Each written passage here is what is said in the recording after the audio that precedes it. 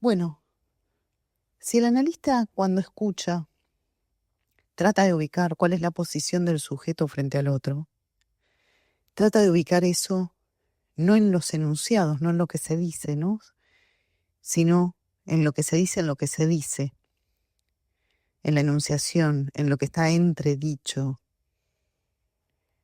Corre un riesgo en esa escucha y en la lectura que pueda hacer de lo que escucha. Y el riesgo es ir a buscar lo que ya sabe. Es decir, nosotros sabemos que tenemos que trabajar en abstinencia, sabemos que es necesario que el analista no ponga a jugar sus preconceptos. Sin embargo, si no vamos a buscar algo que ya sabemos que tenemos que ir a buscar en esa escucha, entonces, ¿qué escucharíamos? Digamos, ¿a qué le prestaríamos atención? Porque por más que le prestemos atención a todo por igual, lo cierto es que algo tenemos que señalar, que algún material nosotros tenemos que tomar para poder trabajar. O sea que hay que hacer una selección del material con el cual vamos a trabajar. ¿Y con qué criterio lo haríamos? ¿No? El analista corre el riesgo de seleccionar ese material con cierta lectura predeterminada, ¿sí? Con eso que ya sabe. Corre el riesgo de contar con lo que ya sabe para ir a buscarlo. Y en algún punto eso es ineludible. En algún punto eso no se va a poder evitar. Pero una cosa es que el analista crea que ya sabe acerca de lo que a este sujeto particular le sucede. Y otra cosa muy distinta es que lo que ya sabe tenga que ver con lo que la teoría le permite conocer de ciertas generalidades del funcionamiento subjetivo, podríamos decir, ¿no? Porque si no hubiese generalidades del funcionamiento subjetivo en la teoría psicoanalítica, no tendríamos la menor idea de con qué trabajar. O sea que la teoría aporta ciertas generalidades de las cuales nos vamos a valer, pero que no podemos hacer operar sin las particularidades de cada caso, ¿sí? Bien, o sea que el analista no va a poder evitar escuchar desde la lectura que tiene, desde lo que aprendió en términos teóricos. Y ahora quiero que nos detengamos en una de las cuestiones que tienen que ver con ese preconcepto, con esa idea previa al encuentro con un paciente. Quiero que nos detengamos en una de esas ideas previas que solemos tener y que ubiquemos hacia dónde nos conduce esa idea. La idea eje que solemos tener para leer los casos es el complejo de Edipo. Es la estructura del complejo edípico. Y una de las dificultades que tenemos con esa estructura es que solemos confundir el complejo edípico con el complejo familiar. Es decir, solemos confundir las relaciones edípicas con las relaciones familiares. Y ese es un trabajo que por lo menos Lacan nos propone hacer, separar una cosa de la otra. Podríamos decirlo así. El complejo de Edipo para Lacan no va a querer decir que el niño se enamora de la madre y rivaliza con el padre. Ni va a querer decir que la niña se enamora del padre y rivaliza con la madre.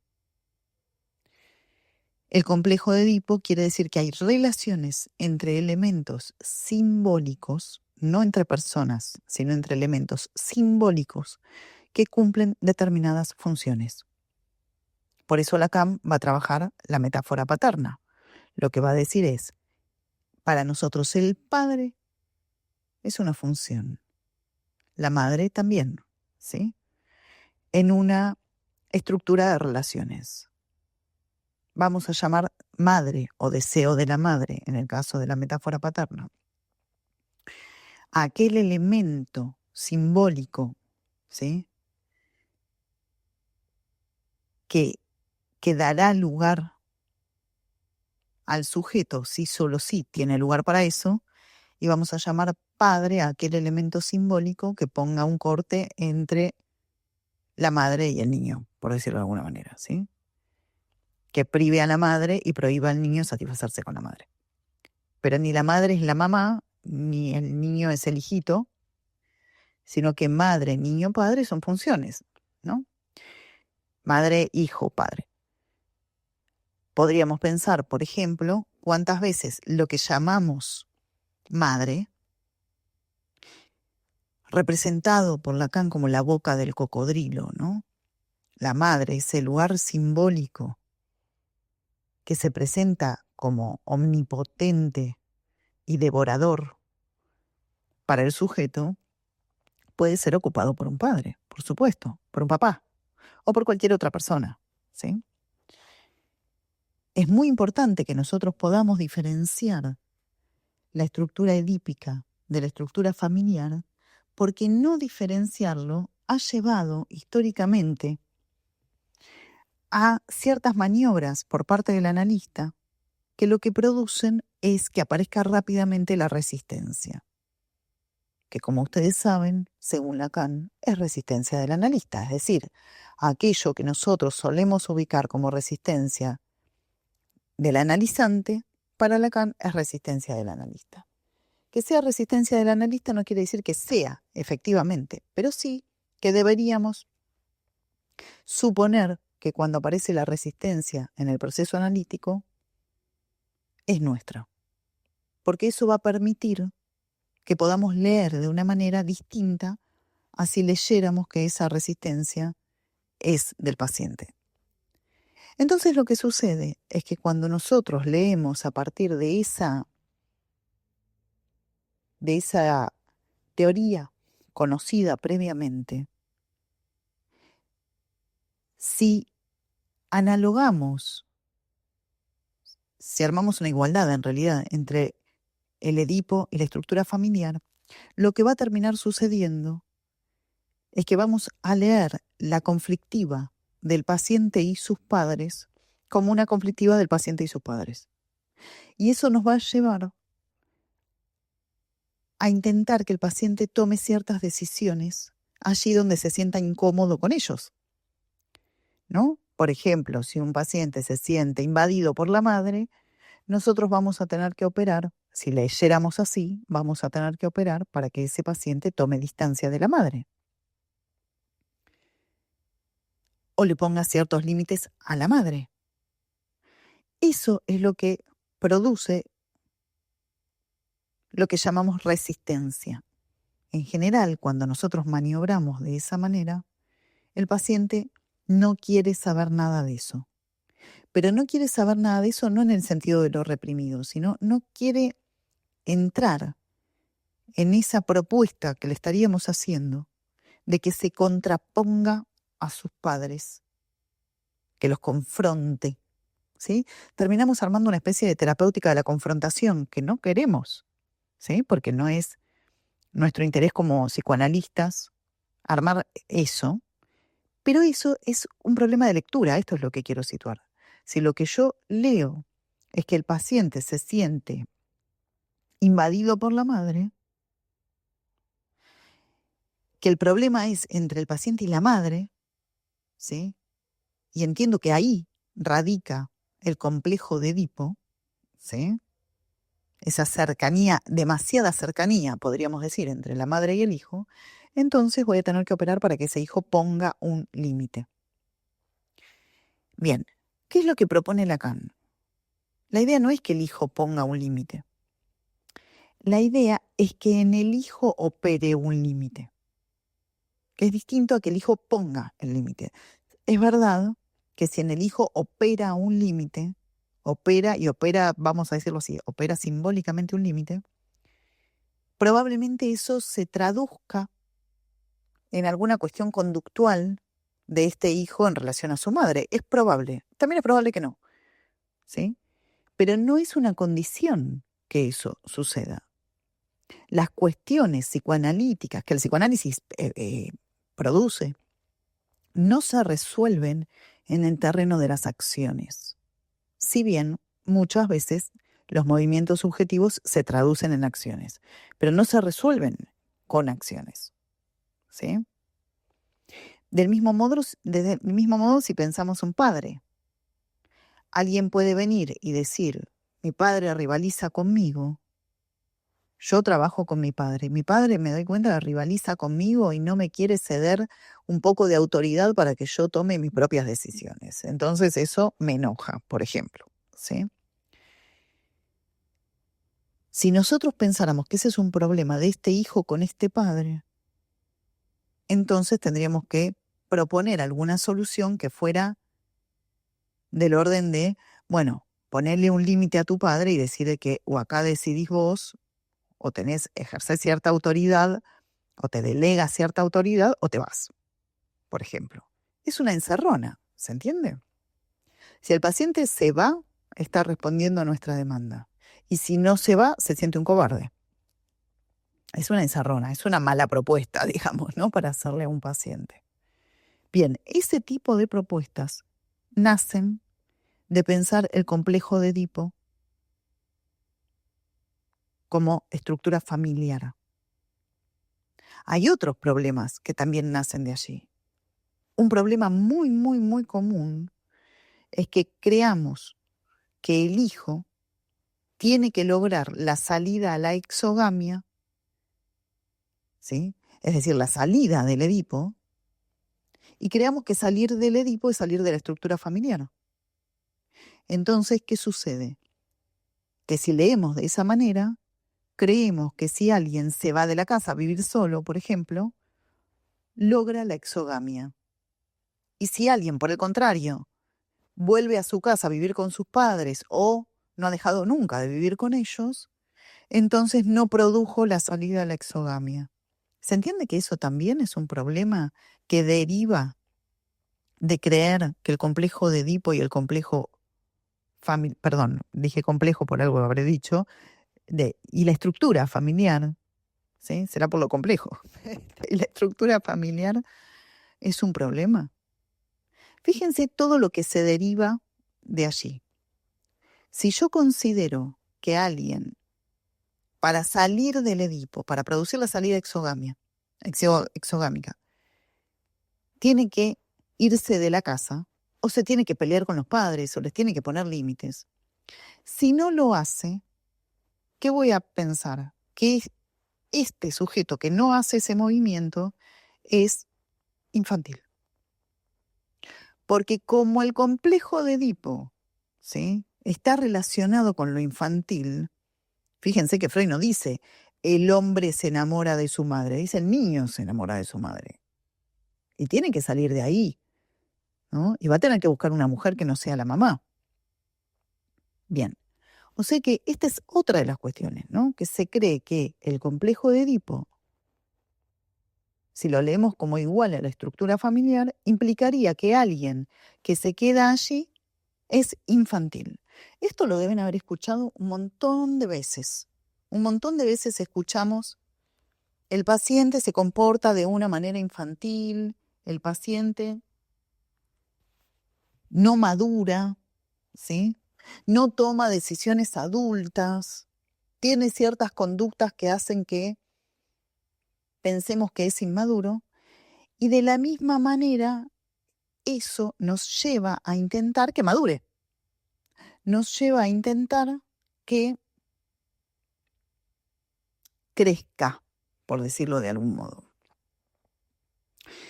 Sin embargo, lo que Freud va a plantear es que la neurosis es neurosis infantil. ¿Por qué? Porque tiene en su centro el complejo de Edipo. Entonces no puede no ser infantil si tomamos esa palabra, ¿sí? Que la neurosis sea infantil siempre quiere decir que radica en los problemas edípicos. Es decir, en los problemas que el sujeto supone están en el terreno de su relación con sus padres. Pero el sujeto supone eso, no nosotros. ¿Se entiende? Digo, lo que Lacan plantea es que nosotros, analistas, no deberíamos pensar que el problema es con los padres, sino que el problema es con ciertas funciones simbólicas que se traducen para el sujeto, se representan para el sujeto en sus padres. La función de la madre, que allí donde es cuidadora se viene demasiado encima, y la función del padre, que es hacer corte. ¿Sí? Entonces, una cosa es cómo el neurótico entiende lo que le sucede, que siempre es representándose su malestar en el vínculo con sus otros, y otra cosa es que nosotros pensemos que el malestar radica ahí, porque el psicoanálisis no es vincular, ¿sí? El psicoanálisis no trabaja sobre los vínculos, no trabaja sobre la relación de alguien con otra persona, trabaja con funciones, trabaja con lugares simbólicos. Y esto es importantísimo, porque se relaciona con otra cuestión sumamente importante, que es que el psicoanálisis permite cierto trabajo en un terreno que es la artificialidad de la transferencia. El psicoanálisis trabaja sobre un terreno artificial, trabaja sobre las ficciones, no trabaja sobre la realidad concreta, fáctica. Por eso no trabaja con los vínculos, ¿sí?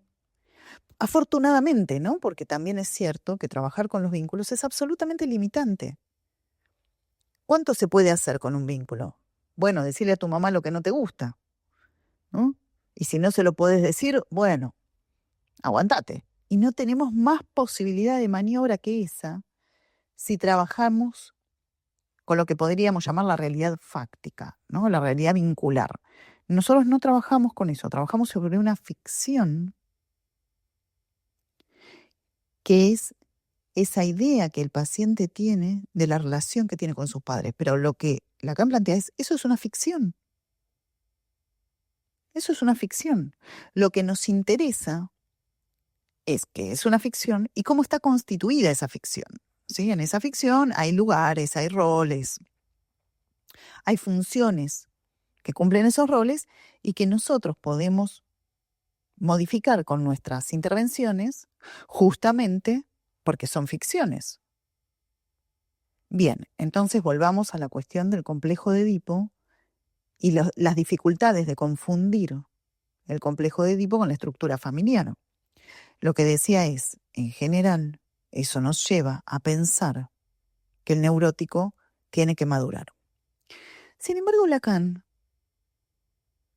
justamente hace una gran crítica a los post-freudianos que han trabajado la cuestión de la madurez genital, ¿no? Y la crítica que hace es esa, ¿no? Lo que critica es que los post-freudianos situaban que el sujeto tiene que lograr una madurez que, entre otras cosas, es una madurez genital, es decir, de una sexualidad sostenida en la genitalidad y ya no en la parcialidad de las pulsiones, que hacia allí habría que conducir al análisis y llevar al sujeto, ¿sí? Y que todo lo que tiene que ver con la satisfacción parcial es una modalidad inmadura de la satisfacción sexual. ¿Se entiende? Entonces imagínense alguien que se la pasa comiendo, ¿sí? Alguien que se la pasa fumando, estoy hablando de satisfacciones orales, ¿no? A las que Freud mismo alude, sería alguien inmaduro. Si se la pasa comiendo en su casa en vez de salir y tener relaciones sexuales, por ejemplo. ¿Sí? Bien. Sin embargo, Lacan lo que plantea es, eso no es así.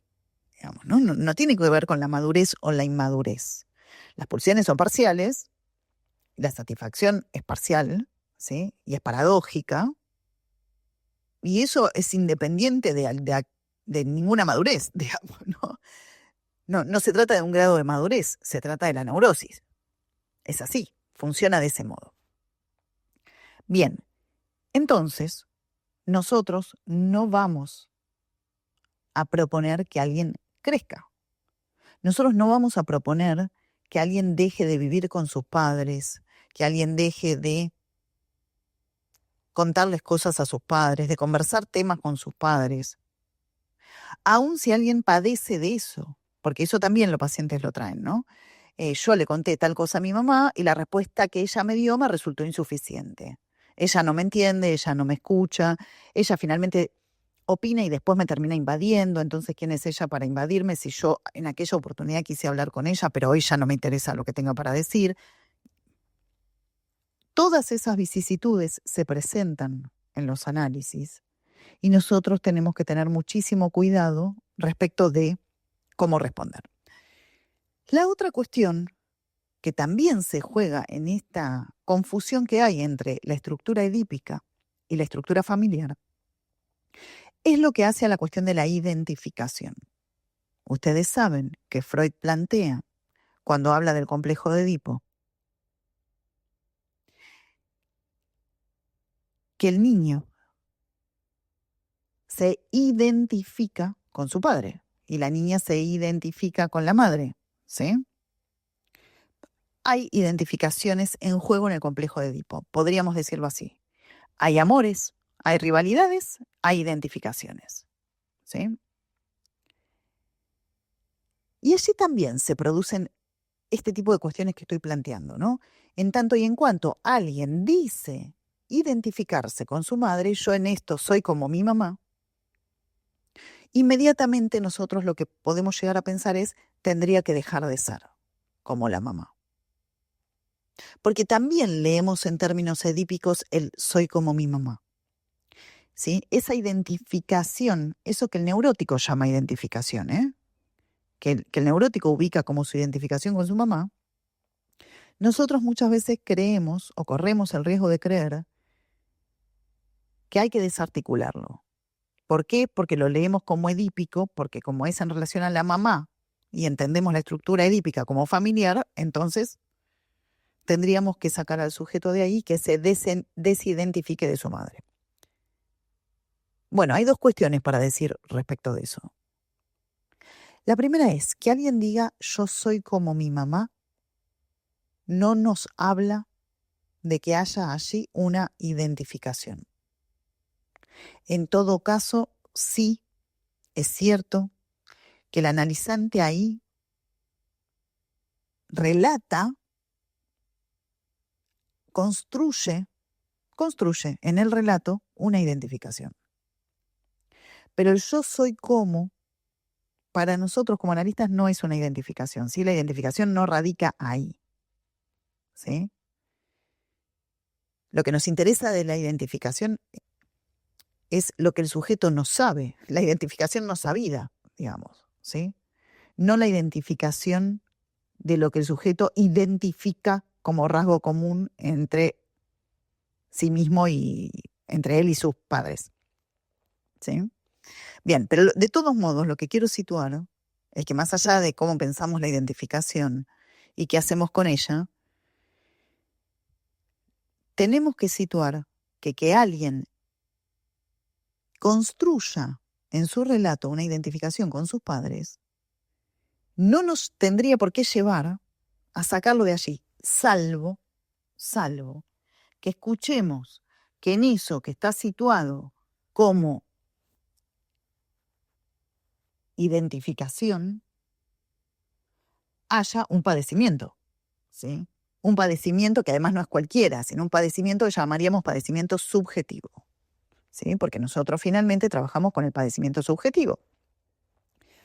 Entonces, si escuchamos a nuestro paciente hablar de cierta identificación por la cual padece, y acá marco una diferencia entre la palabra, no sé cómo llamarlo, sufrir, y la palabra padecer. Padecimiento es una palabra muy específica para nosotros como analistas. Nosotros no trabajamos con cualquier sufrimiento. Viene alguien, le duele una muela, yo no le saco la muela, ni le miro la muela, ¿sí? Nosotros no trabajamos con el sufrimiento en líneas generales. Nosotros trabajamos con lo que se llama padecimiento subjetivo, que es un padecimiento que por ahora lo podríamos ubicar así, del sujeto en relación a sus otros, por la posición que tiene respecto de sus otros, ¿sí? En realidad es un padecimiento que el sujeto representa en su vínculo con sus otros, pero que no radica allí, sino que es un padecimiento producto de la relación simbólica entre los elementos de una trama, ¿sí? De la trama edípica, que es distinto de un padecimiento que sea producto de los vínculos con la mamá y el papá.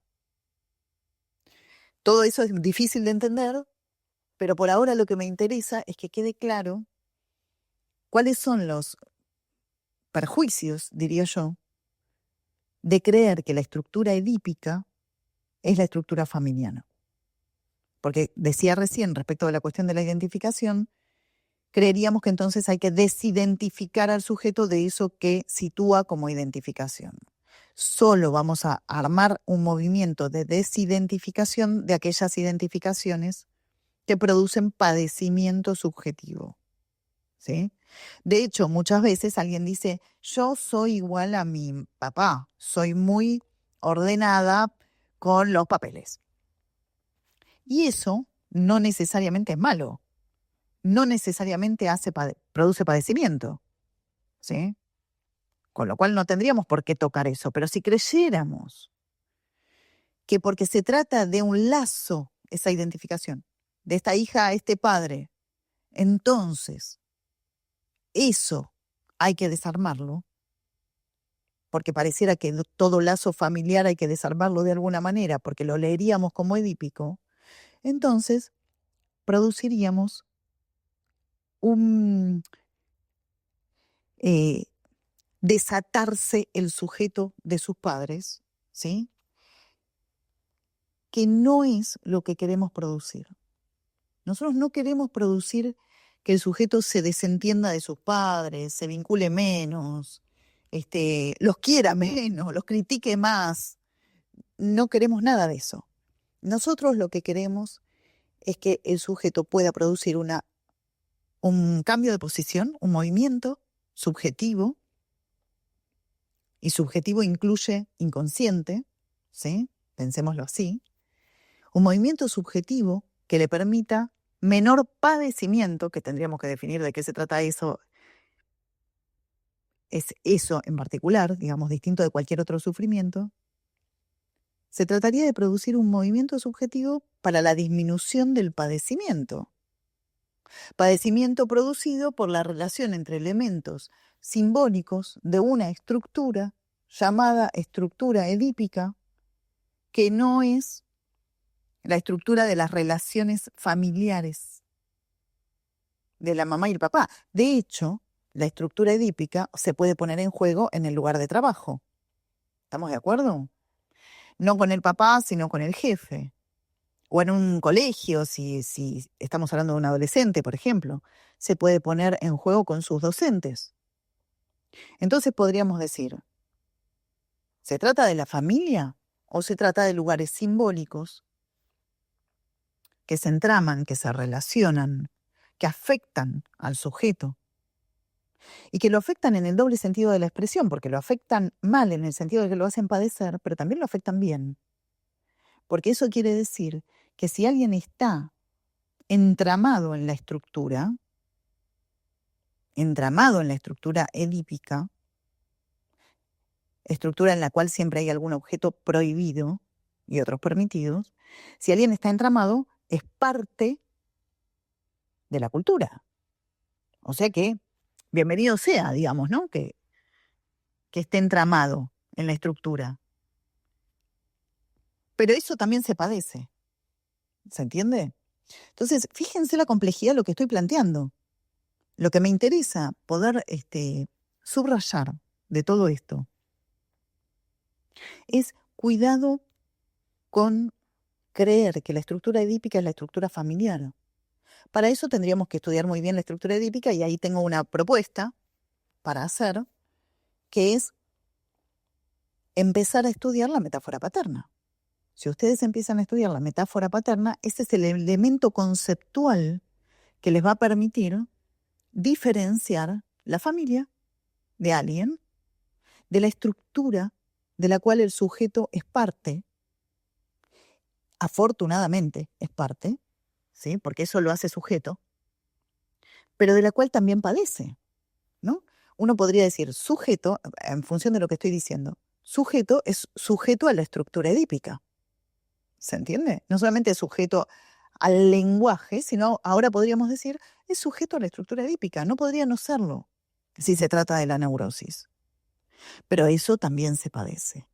Entonces, mi recomendación es, donde quieran, en los espacios por los que anden, estudien, lean acerca de la metáfora paterna, porque esto va a permitir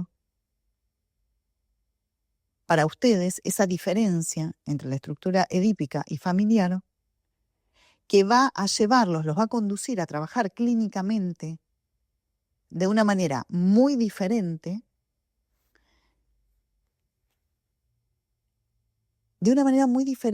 y mucho más atinada, diría yo, mucho más adecuada, mucho más a la altura del padecimiento que tenemos que tratar.